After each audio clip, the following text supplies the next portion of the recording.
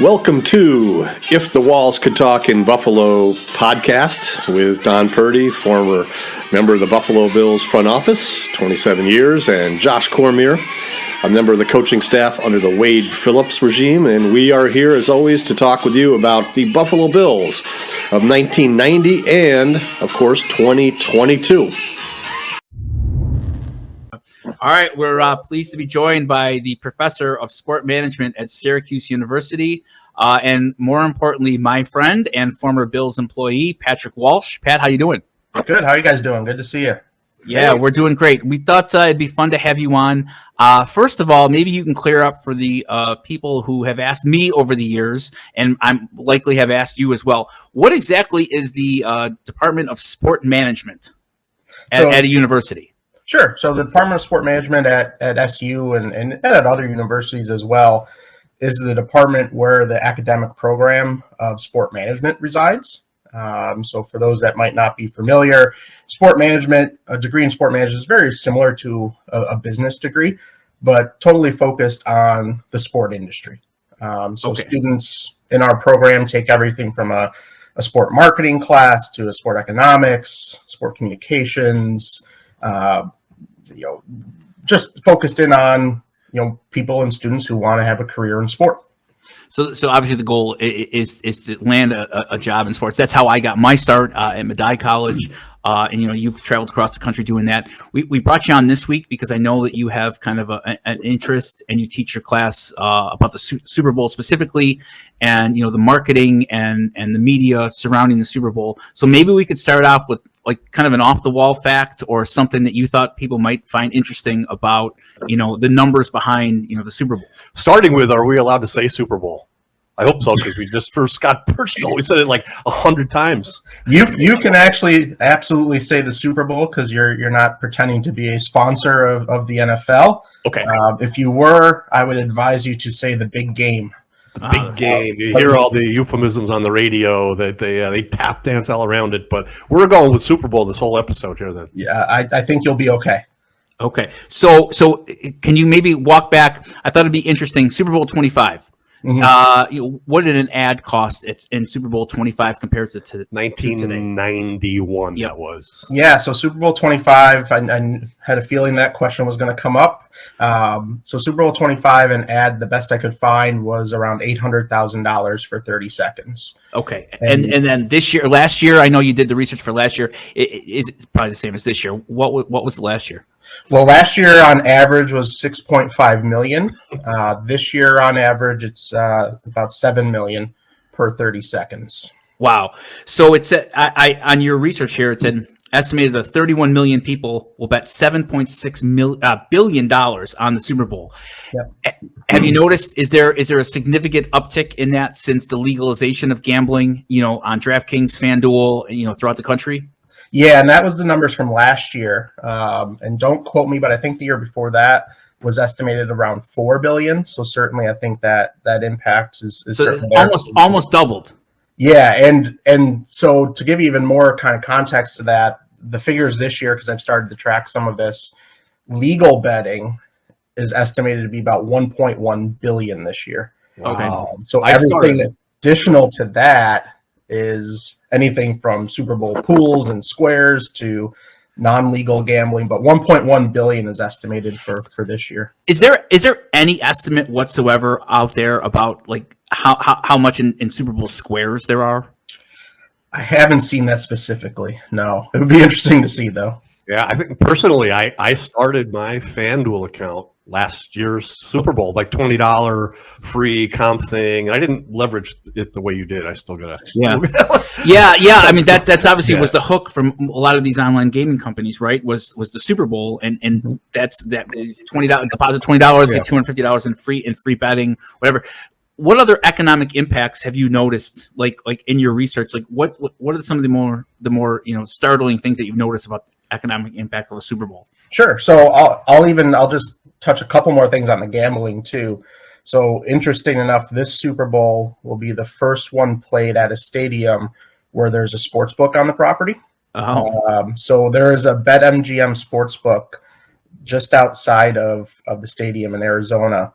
So it'll be interesting to see how they activate that or what they do and don't do with that from a gambling perspective. But from an economic impact perspective, there's the stat that's out there for this year is that it's estimated that in Arizona, they'll have a $600 million economic impact from hosting the game. Now, I say that with the caveat that sometimes those numbers are very inflated. So you can talk to one economist who will say 600 million and one economist will say it's going to make nothing. But what people, I think, may not realize is that the Super Bowl is really a week-long event. Mm-hmm. It's not just the game itself. You have 100,000 people traveling to Arizona, staying in hotels, going to the restaurants, going out to eat in bars, and all that money that's coming into the area is how you might see an economic impact number computed. But economists will go back and forth and debate whether that's going to be the true number or not. When you guys went to the Super Bowl, Don, traveled with the team, mm-hmm. when did you get out there, and like what was the staff count then and the staff count now? Oh my gosh, we it varied. I think the first year, like Scott Birchtold told us, it was 1 week between the championship game and the Super Bowl. The next year it was 2, then it was back to 1, then it was 2. I don't know if that was like a formula or a pattern, or if it was just they had a double bye week in '92. That's why it was 1 week. Okay, yeah. And our staff was probably the whole staff went. The entire staff went. It's just a matter of who worked or not. I didn't really work Super Bowl 25, but the other 3, I had some kind of responsibilities there in a hotel. So you basically booked did the team book a whole hotel? Do they book a whole hotel now, Pat? Like each team? Oh, yeah. I believe so. Yes. Yeah. The league does it for you. So what happens is it's already designated.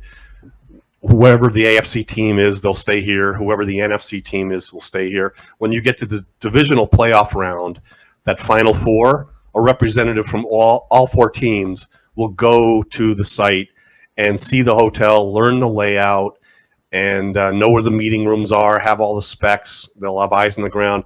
I was supposed to do that for the last time was in 90. You were at the home run throwback game in Tennessee.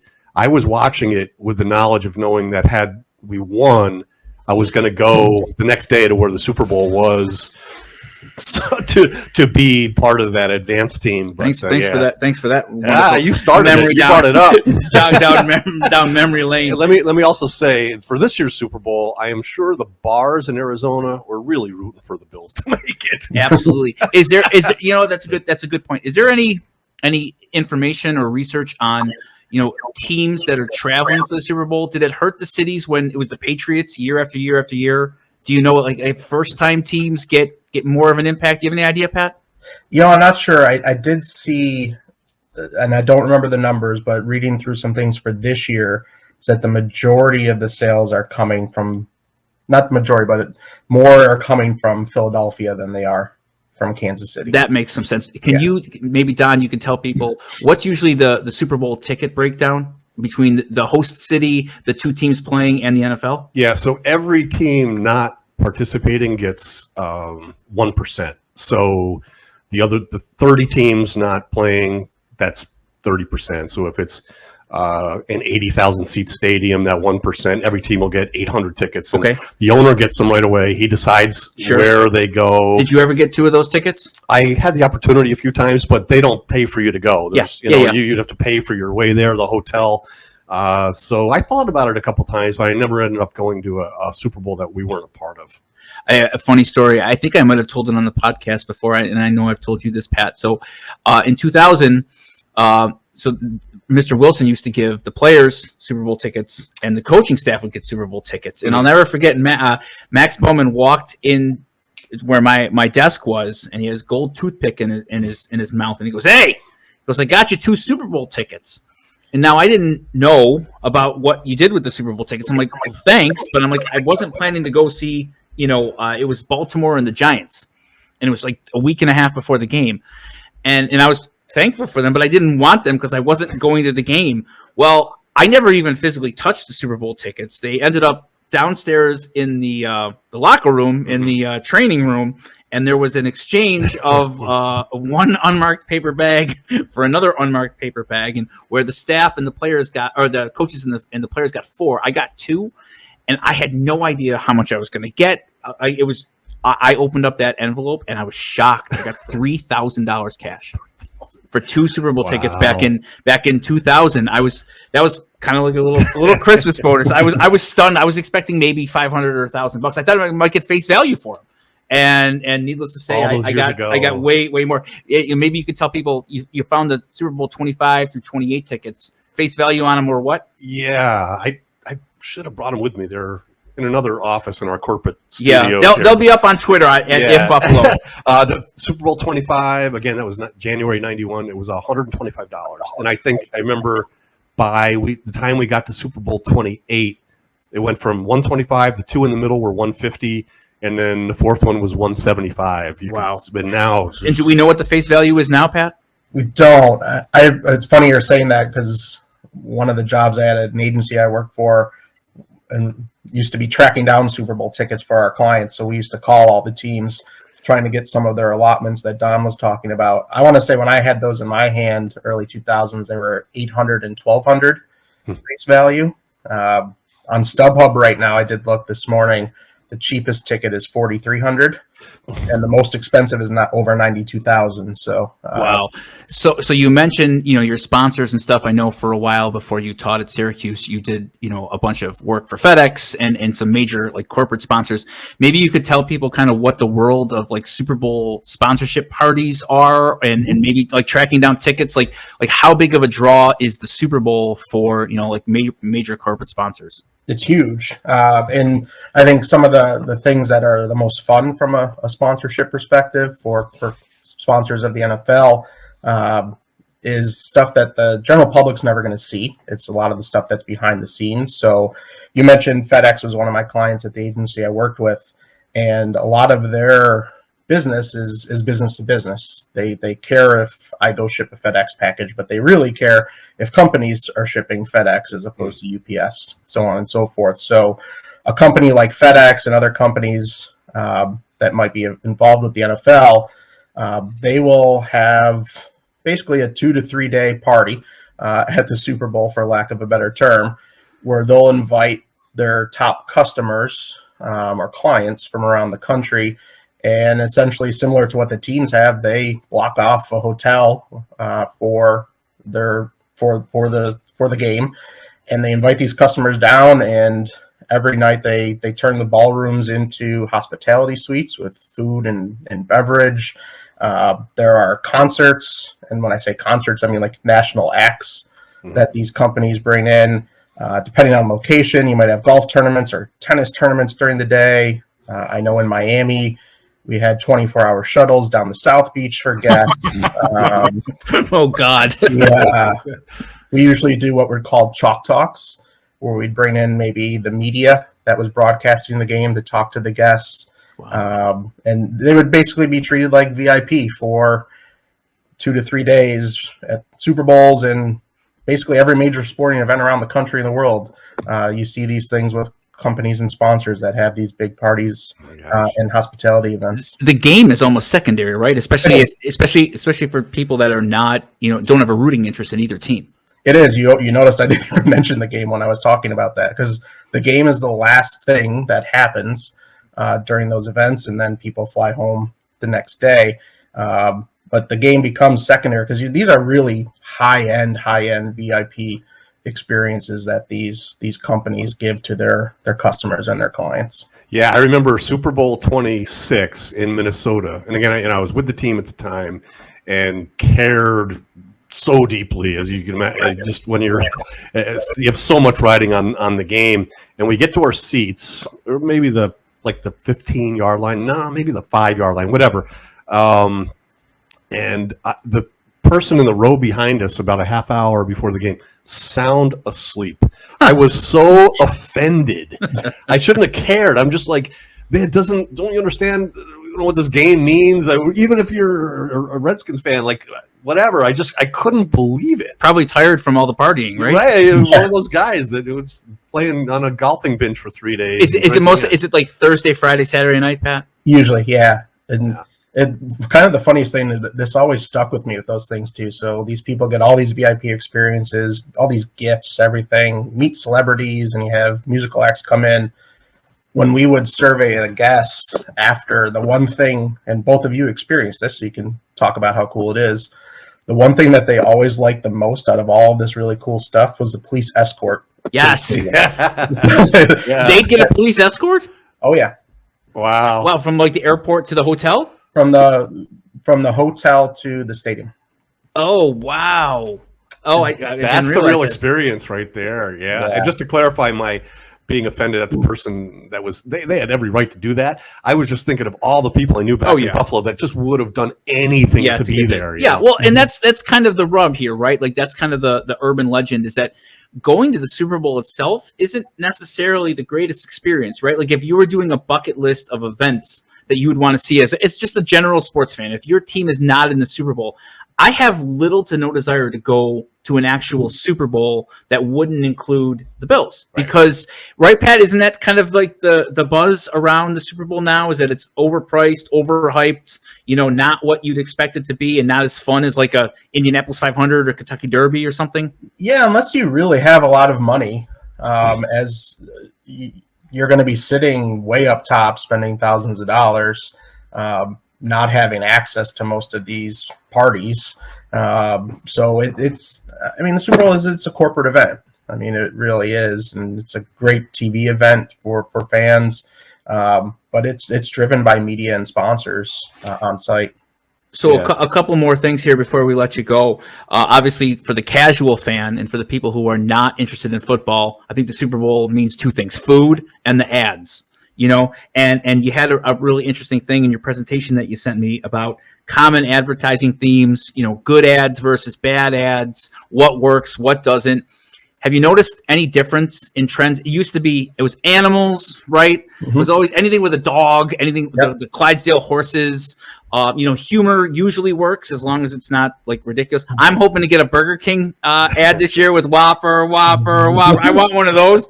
But like, what are the trends right now? Like in the theme of ads and like kind of what works and maybe what's like kind of out of bounds. And Pat, before you say that, last year wasn't one of the big ones crypto? Yes. Yeah. You're not going to see crypto this year. What a difference a year makes. Think about that. And almost too, if you think about crypto and Fox, initially they probably had some ads sold to crypto companies that they had to re-release because the crypto companies weren't going to buy them. But to both of your points and Josh's point, humor always hits. That's always going to be big. Kids, animals are always big trends. But you're going to see some different things this year. Certainly you're going to see those things. A couple things to look out for is Bud Light, who usually is very, very humorous with their ads, is going to have humor tied into it, but it's not going to be that in-your-face kind of slapstick humor that we're used to with them. Anheuser-Busch will be interesting because they used to have exclusivity for alcohol advertisement during the Super Bowl. They don't this year. So you're going to see, I know Molson Coors is going to have a commercial. Heineken, Crown Royal has a commercial in this year's Super Bowl. So that will be a little different to see how those brands attack that now that they have some empty space to do that. Definitely won't see crypto. I've heard you're going to see less automobile ads just because of the economy. And things along that line. So I think you'll see more beer and alcohol.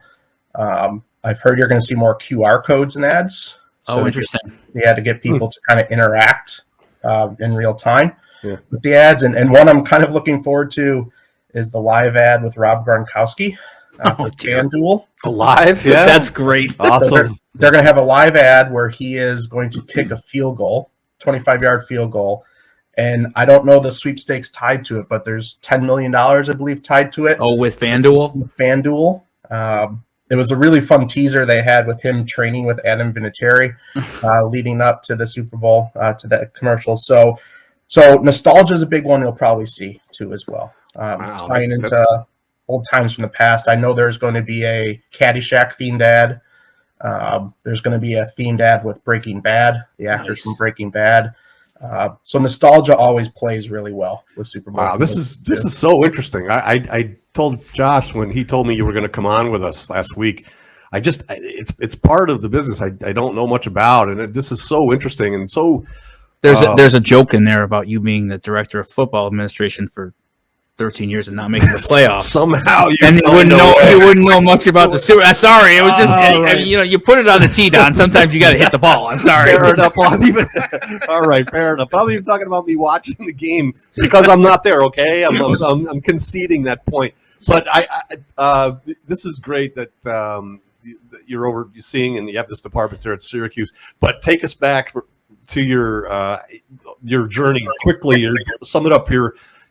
How'd you end up at the Bills, and then how did you get to this point at Syracuse? Whew, it's a long journey with a lot of roads, Don. So I'll try to be as brief as possible. Sure. Well, Don, you actually had a pretty big hand in me getting my first job with the Bills. So I went to Syracuse University. I interned with the athletic department and didn't quite know what I was going to do coming out of college. Knew I wanted to do something in sport, and the NBA was out. Yes, that's for sure. I was coming back to Buffalo to get a master's degree in sport administration from Canisius College, which I did.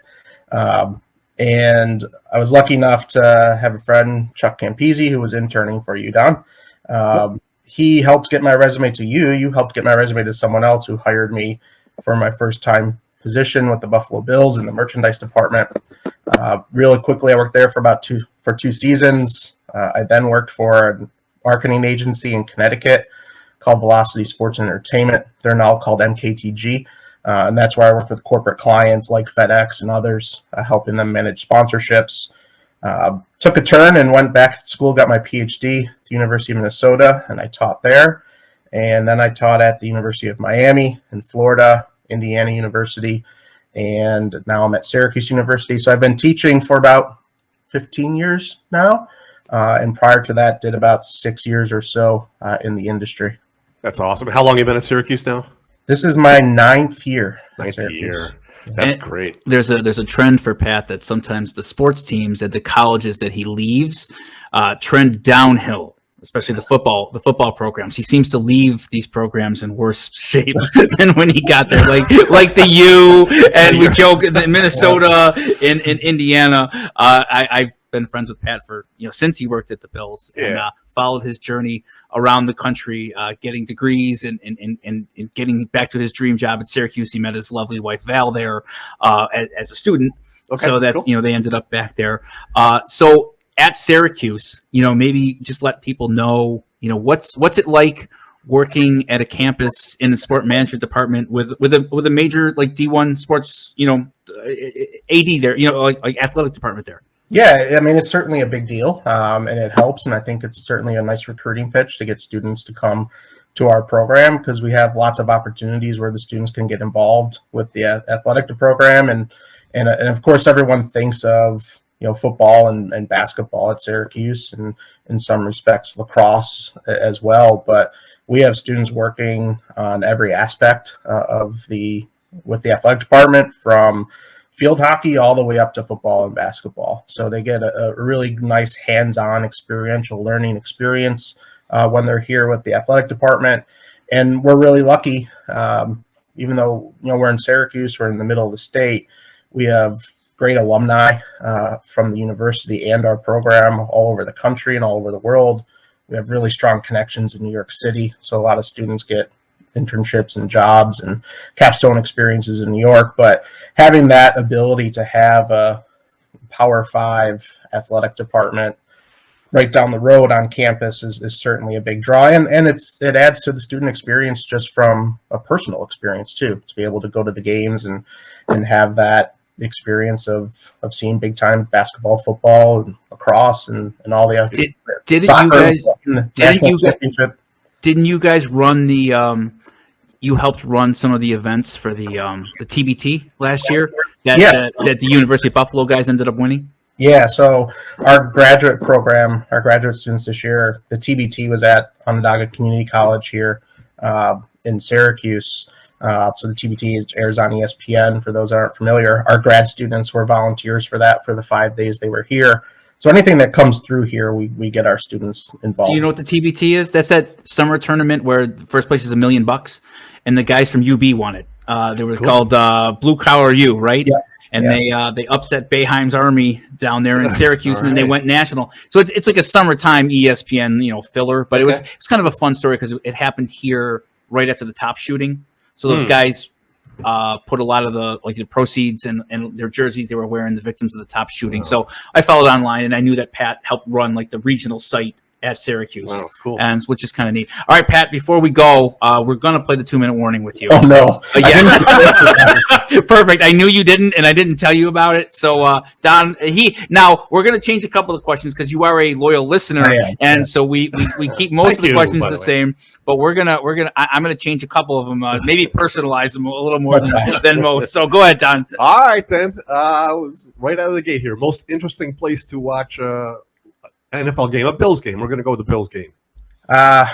I am a season ticket holder, so I like being there. You take my friend Eric and my wife to the game, right? I got in trouble for that comment, by the way. Did you? I did. Wait a minute! All this time, I knew that. Yes. I didn't know. I knew you've been keeping in touch with Pat. And all that. I didn't know he was. He travels in from awesome. Syracuse. Okay. And I meant to say that he and my friend Eric and my lovely wife Jody go to the games together. Unfortunately, it came out as that they take my wife to the games. You said that, yeah. So you go to the games with Eric and Jody. All right. So I love going to the games, but if I'm watching, Josh knows this very well. I like to be by myself watching the game at home. I need to be totally focused on the game. Pat is a bunker viewer. I get that. There's no doubt about it. All right, Pat. 3 people, dead or alive, you'd want to have dinner with. I know I should probably say like historical people, but if I get one shot at this, I'm gonna want to have fun. So I'm gonna go with. Don't say Derek Jeter. No. Go ahead, say Derek Jeter. No, don't. I will go with some comedians. Okay. Because I want to be laughing throughout the dinner. So I'm gonna go with Ricky Gervais, who I'm a big fan of. Eddie Murphy, also a big fan of Eddie Murphy. The third, you know what? I'll bring Josh Allen. I know he's a big Office fan with Ricky Gervais. Perfect. So Yeah, I've been watching The Office lately. I forgot Ricky Gervais is a producer there. You'd be spitting your food out the whole time laughing. So, okay, you're entering the Carrier Dome to full house, dry ice entrance. What song do you want to play? This is so you, Pat. This is so you. Yes. I'll go Enter Sandman. There you go. Best concert you've ever been to? The Tragically Hip, their last show in Toronto. Wow, okay. I know you spend time here in Buffalo, so I'm sure you do some eating here. Favorite Buffalo restaurant and a dish you like? So I'm stereotypical Buffalo eater. And I don't get to many of the nice fancy restaurants. I usually just go to like a Duff's or a Bar Bill. Solid. Your favorite cartoon when you were a kid? I watched a lot of He-Man. He-Man, nice. All right. It's a popular food, but you hate it. Onions. Ooh. All right, this one's off the board a little bit. You need to tell people the time that you flew at One Bills Drive. What? You don't know. All right. So we were driving around in the Gator for a big golf cart, basically, for those that aren't familiar. We had boxes in the back, so I was kind of standing holding the boxes so they wouldn't fall on our heads. A mutual friend of all 3 of us was driving the Gator and decided to go really fast around a curve, and I went, quote-unquote, flying across and broke my wrist at One Bills Drive. That was clearly a workers' comp case. Did the team cover that for you? You know what? I was young and stupid, and I didn't. Yeah. Don, we worked in the merchandise department. We didn't save food. We were happy that we got cooked food for lunch. Wow! And were you being chased by Lieutenant Will Boiler? I wish Lieutenant Will would have chased Dan around a bit. Or no, I'm sorry, Jay. It was Jay. Yeah, it was Jay. Okay, right. Where are we? Most annoying fan base in the NFL. Let's go with that. Miami or New England? Mm-hmm. Most annoying college fan base, in your opinion? Oh, boy. It's not as much anymore, but back in the day, I'd go with UConn. All right. Oh, yeah, okay. Oh, yeah, good. Two more. Solid. Can you drive a stick shift? Nope. Last one here. Can you sing us 5 seconds of the SU fight song? You know what? I can't because we don't use it very well. No worries. I could sing some of the other ones that I've. That's okay. Can you you could stand for 10 seconds and clap until we end the interview, like the Syracuse basketball tradition? My worst tradition. Do you know that tradition? I had the pleasure of going to some games with Pat. Yeah. And Syracuse basketball, they stand and clap until they score. I was there in 2019. I saw Notre Dame. Okay. And what are they doing? Yeah. Somebody had to explain it to me. Yeah. And there's been times it's been 3, 4, 5 minutes, right? It can take some time sometimes. Yeah. It's not my favorite thing to do at a game. When I'm dating myself here, but when I was in grade school, I went to a friend of mine. I was living in the Adirondacks. We went to Syracuse University to see the then #1 UNC Tar Heels with Jordan and Perkins. Wow. And they did this thing. They introduced the players from the other team and who's that? And like, that's Michael Jordan. Michael Jordan. You're probably That was at the Dome? It was at the Dome. They were #1. I just found the ticket for it. Yeah. They still do that, Don. Cool. Awesome. I got to get back there to some more games. Yeah. For sure. All right. So thanks a lot here for joining us. Hopefully people enjoyed, getting some Super Bowl information. Cool stuff about the ads. We're going to put this up later this week. So thanks a lot, Pat. Appreciate your time. Right. Thanks, Pat. Guys. Good talking to you. You too. This is Josh's special episode for me because I've talked to you a lot about how I got my start with the Bills, and it was in the ticket office. And those are the people that were my first family and probably the longest lasting family. That term gets thrown around a lot, but it's very true in this case. So we are joined by Karen Renzi, Sharon Hart, and Paul McDonald, people that helped break me in the NFL. And never. here we. Well, it was fun. I mean, I was an intern trying to finish up a degree from Springfield College. I knew Jerry's son Joe in Springfield. That's actually kind of a funny story. When we had to have an internship to finish our degrees, he already knew what he was going to be doing, and we were having a beer one night in downtown Springfield, and he just kind of asked me, "What are you doing?" I said, "I have no idea. I've got resumes everywhere." And he kind of matter-of-facted me and says, my father's the director of marketing for the Buffalo Bills, right?" And I said, "Well, no, I don't." He said, "You want me to put a good word in for you?" I said, "Yeah, I do." And to his credit, like 9 o'clock the next morning, Jerry Ferrand called me at my apartment in Springfield and invited me to come out for an interview. And when I showed up, he said, "I don't know why you're interviewing. The job's yours. Joe says you're a good guy." So, which maybe Joe has a credibility problem now because he said I was a good guy. No, he was right. But it was fantastic. I mean, I'll never forget that AFC Championship game. We beat the Raiders 51-3, still the greatest beatdown in championship game history. That's right. And how arrogant the Raiders people were coming into the ticket office. And it was also like a scene out of a movie, too. Remember, we're talking about the lack of automation here, but they literally walked in with one of those silver briefcases handcuffed to their ticket director's wrist, and had to walk into the vault. And Jerry and June, because they were obviously the ranking people in the office, were literally counting out the tickets to make sure that there was every ticket that was said to be in that briefcase. And then, we're talking about the Super Bowl tickets now. Yeah, right? yeah. So that was, So I mean, playoff tickets was one thing, the Super Bowl ticket was another thing, and then so I remember trying to celebrate the whole Super Bowl. We're going to the Super Bowl, Yeah. and we. No secret, we had beers and stuff in the office, and we're filling Super Bowl tickets, and there's money flying around, and then Jerry calls me into June's office, and about 10:30 that night, and he said, "Hey, can you be back at the stadium at 10 o'clock tomorrow?" And I said, "Well, I think we're working at 7, right?" He goes, No. What I need you to do is pack your bag. You're flying to Tampa with the team. I need you to go down and be the advanced staff, for Super Bowl 25. And I mean, I was 23, 22-year-old kid. I didn't know anything, and I'm getting to go down early. But I quickly realized, I think we were in the office about 1 o'clock that morning. I had every last clean thing I was wearing. I only had one suit. I had like one dress shirt. So I was at a laundromat somewhere off of Elmwood Ave in Buffalo at about 3 a.m. doing my laundry, and made it back to the to the stadium for time to catch a bus, and it was surreal. But The schedule came out in like April. Tickets were printed Right. in June, and you had all that time to sell the regular season game. But then for a playoff game, all of that work was compacted into just a few days. Correct. So, yeah, how did that, what was your memory of that? Well, back in the day, we had to be at a certain standing by November so that league office would give us the authority to start billing for playoffs. Right. Okay. So once we got that, you are still selling tickets for the regular game, but now half of your staff is in playoff mode.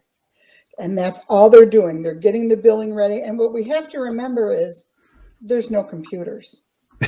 We are not computerized. No one under 35 can possibly imagine this. Yeah, I mean, go ahead.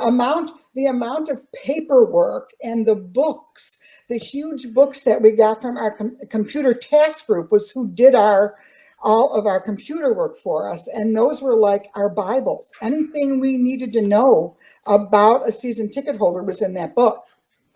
So once we got the okay to bill, we billed, but then we had to wait, I believe, until like the end of November before they would give us, again, seeing how the season went, give us the permission to print tickets.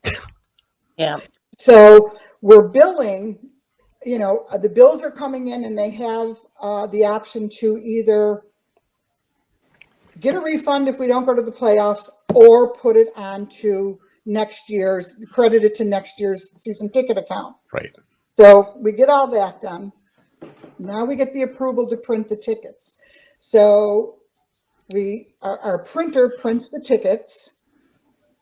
We bring them back to the ticket office and have to take out all the season tickets first. But what you have to remember is because we weren't at a sold out stadium, if you purchased tickets for the playoffs, you had the ability to purchase up to 10 additional tickets somewhere in the stadium. That's right. And they wanted them right next to their regular season, Oh, of course. Of which they've course had for they did. years, right? As if they knew they weren't available. So Funny one. There was a guy that I was calling because he owed us money for his tickets, and there was a game being played Sunday, and he had to pay for his tickets before. We told him we're not gonna release your tickets. You have to pay for them. So I was calling him constantly. He finally calls and says, I will be in there on Friday. Now we opened it until 7:00 on Fridays. So he said, I'll be there on Friday. And I said, just a reminder, we close at 7. So at about 5 to 7, he shows up and he brought all coin. Oh, All coin. And I'm like looking at Lisa Capasso and I'm like, are you kidding me right now? And I said a little bit more than that. And I said, okay, Lisa, give me a hand here. We started opening up every wrap of coin and counted everything. He even paid in pennies. And we counted them all. And if he was short, I'd let him know. You owe us 2 cents here. I mean, I'm telling you, I made him wait and he put me out. I thought, you are a piece of work. You definitely yeah, no, I'm sure that's what you said. Shay. what I said. It's funny. We got Receptionist before you even moved into the ticket office. I did. Yeah, it did. But the one thing I really remember was Butch Roll. Oh, I Yeah. was thinking about that. Dave Eichinger was the ticket director at the time. And, it was nothing for the players to come into the ticket office, all the time yeah. and see him and do, no problem. We'd see him, say hello. So I'm sitting at my desk and he goes and sees Dave and Dave comes out and he says, hey, Karen, he said, did you know that Butch hurt his neck really bad? And I'm like, no. I said, oh, I'm sorry, Butch. He said, maybe you should rub his neck. And I looked at him like, are you crazy? And as he said that, because there was something, I thought it was like a heating pad or something around his neck. Okay. And as he said that, the head of the biggest snake I have ever seen in my life rears its head. I scream and crawl under 2 desks, run to June's office and close the door. The whole place was, I was traumatized. Kat is hysterical. Karen, a funny story. Minutes before that, and we're trying to get Butch on the show, and I wanted to share that story. I was up at the window, the ticket window, and remember we had that big blue wall there, Right. so you couldn't see. So I buzz him in. He comes. He just stands at the door with this weird grin, and he had like the gold teeth, and he just looked at me. And you're right, he had this thick neck, and all of a sudden I'm like, what is going on? And all of a sudden his head came out, and I don't know how I didn't just like that. And he's like, does this because he wanted to get you in the back, and so so oh my gosh, that it worked. I remember the screams were exactly what you would expect to be, but we're going to do another part of this too. As I'm sitting here, I realize we have too many stories. This is going to be part 1 of many of more. So let's end this segment with that. Okay, so I'm the receptionist. It is my 3rd day on the job. Okay. Yeah. So I'm sitting there, and it's in April. It's before the draft, and a gentleman comes to the door, and I said, "Good morning, sir. Can I help you?" And he said, "I'm here to see Bill Polian." I said, "Sir, do you have an appointment?" And he laughs, and he walks to the elevator and presses the button. Now, that elevator wasn't the fastest elevator in the town. So I called Bill Polian's secretary at the time, Pat, and I said, "Pat, there is a gentleman that is coming up the elevator. He said he wants to see Bill Polian. He doesn't have," when I asked if he had a appointment, he laughed at me. So now you hear, because I'm in the bottom of this atrium that Paul had talked about, you can hear the doors open upstairs. All of a sudden, everybody up there is hysterically laughing. So all of a sudden, she calls back and she says, "Do you happen to know who that man is?" I said, "Well, evidently not." She's like, "Yeah, that's our owner, Doug Wilson." But remember, that was in '86. There was no there was nothing. Right. I saw him on TV maybe once or twice, and he was much taller and much thinner than he looked on TV. Oh, so my gosh. my thought was, I said to Patty, "Well, it's been nice working with you." No, that's excellent. And when Bill Polian brought him back down in a couple hours, and he said, "Mr. Wilson, I want you to meet our new receptionist, Karen." He said, "I know who she is. She's the one that wouldn't let me come up to my office." Well, it worked out for you. You end up working. did. You ended up working with Mrs. Wilson and Mr. Yep. Wilson. They chose you, and probably for part of that, part of your innocence. So, but Sharon, you had the unenviable task. I don't know if it was official or unofficial, but for some reason, and you were willing to do this, to call people with problems. I don't know how you ended up, but you were, and you had a special gift. How much did you dread that? Oh, I had to call people on so many different things. I mean, we talk about calls in about the thermoses. When they prohibited thermoses from being in the stadium, our phones would blow up about that. Anything negative, the phones, of course, would blow up. The one ticket thing, I remember when season ticket holders became privy to the visitors team's tickets coming back, they were looking for the little man with the good tickets in his pocket. Jerry. But mine actually was when I the second year there, but I had my office in the back of the ticket office, and I had an interaction with James Lofton, and he was well ahead of his time. I don't know this to be true. He might still be getting paid by the Bills. I don't know. He deferred a lot of salary. That's right. And this is back before the automated stuff that we have today. He was using credit cards for everything. We're back in those days. I mean, it sounds like we're ancient, but we're talking about the early 90s. People were still using a lot of cash, writing checks and things of that nature. He was using credit cards for everything. And we had a running count for the different things that he bought for family members when they come into town. And so he comes down to reconcile with me, and I was just going to run it like we always did, write it all up, handwritten, run, do the imprint thing, and he kind of throws me his credit card, and he starts looking around behind my desk, and there's some brand new samples that had just come in, and I'm waiting for Christy Wilson to come to town a couple weeks later to show her some of these new samples. And there's this beautiful hat right behind my desk, and James grabs it and he goes, "Hey, put this on my account." And I said, "No, James, can't have that. You can't have that hat." And he says, no, I'm taking the hat. Just charge me for it. And I said, James, you can't have that hat. It's brand new. And so finally he looks at me and says, well, if you can catch me, you can have it. He runs out of the ticket office. And what do you think I did? I chased him. I'm chasing James Lofton, arguably the fastest guy to ever, play for the Buffalo Bills. He gets in the elevator before I do, so he gets inside that atrium up in the offices at that time, and we're going around like a cartoon. I mean, I remember Bill Polian standing out there laughing, Pat Kazar, everybody's looking like, what the heck is going on here? I'm chasing James Lofton around the offices. That's hysterical. We had Brad Lamb on, and he said James was a jokester, but I forgot that. So, Paul, I didn't remember that story at all. Yeah, well, then, so the funny thing is, I finally decided, wait a minute. And I remember, you guys all remember how that atrium looked, that big square area up there. I finally hold up his credit card. I said, James, I got your credit card. He goes, up, game over, you win. Well played. That's funny. AFC Championship game against the Raiders, and they said there weren't cell phones yet. There were car phones, but no cell phones. But there was a payphone in the tunnel, and there was 3 or 4 Raider players that kept waiting to get on the payphone pregame to make their hotel reservations in Tampa for their families. Oops. Well, luckily the golf courses in LA were probably available on Monday and Tuesday after that. Because wow, nothing like getting blown out after making your hotel reservations for the Super Bowl.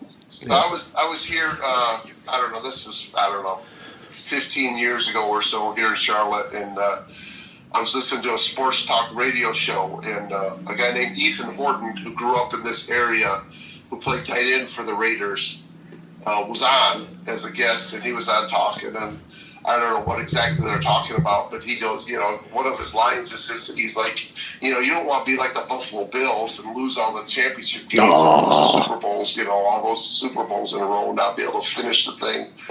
And I was like, wait a minute. So I called up the radio station.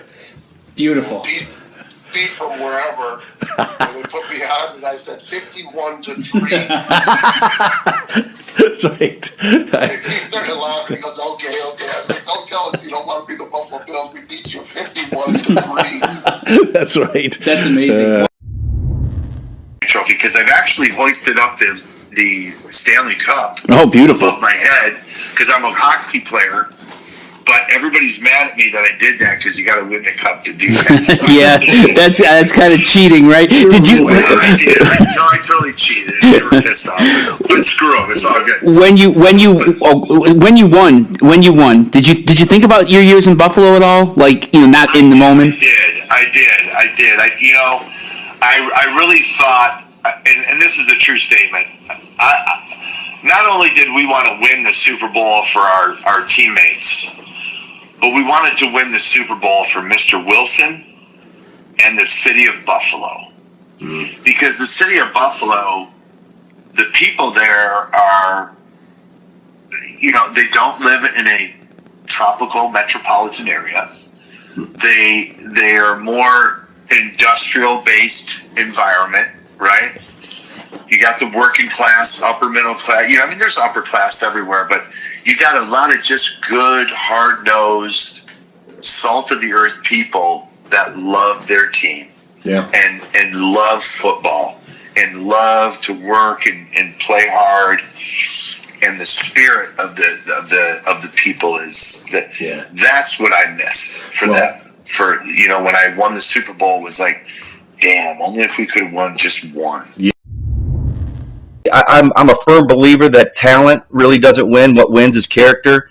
I get that from Coach Levy. Without question, Coach Levy and Bill Polian, they went and got guys with character that were winners in life. You get this, guys. The last time I was on a team as a coach or a player that was under 500, and this is the honest truth, was my junior in high school 40 years ago. Wow. I've been on winning teams my whole life. And I take no credit for that. I just had great coaches, and I know what to do as far as going to get great players in character, because character wins, and I'm always going to stand by that. One more question before we get to our final segment here. What was it like winning the Super Bowl with the Packers, and how long during the game or how long after the game did your thoughts come to Buffalo? This was the question that I wanted asked right here, is because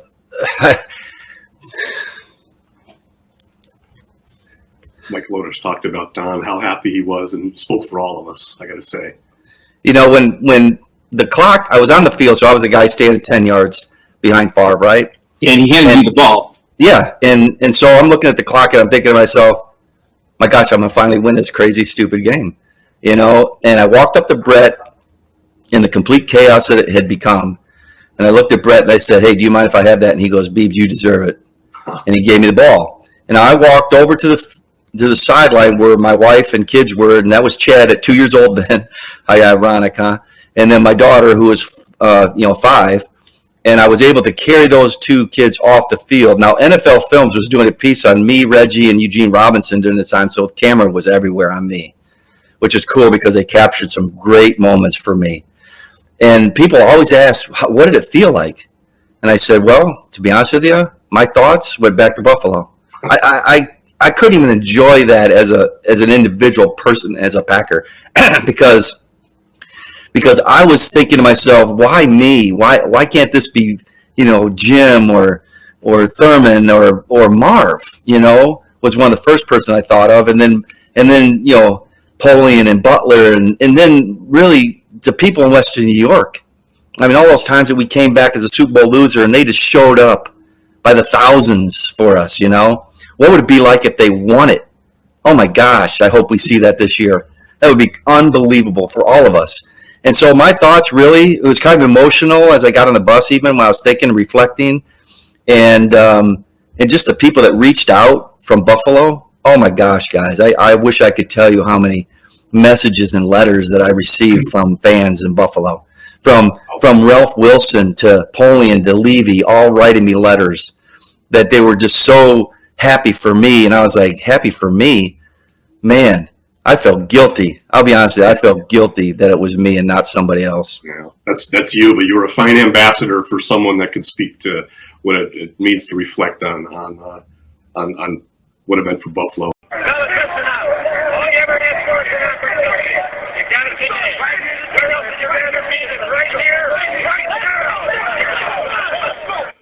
I want to bid you now farewell, but not goodbye. Thank you very much, Ralph. Today is a bittersweet day for me. Memories, many of which Mr. Wilson has alluded to, flood my mind right now. I'm surrounded by my thoughts and indeed by the presence of friends unparalleled. Visions from a lifetime of thrills keep flashing before me, and yet the future beckons, and I look forward to it with excitement and anticipation.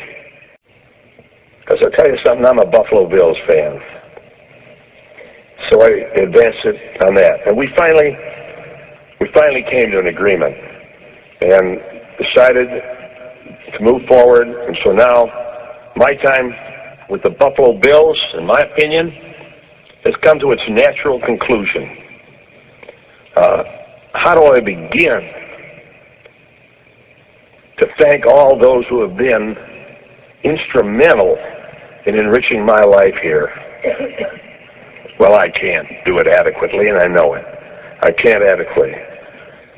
But I remember you all fondly and forever.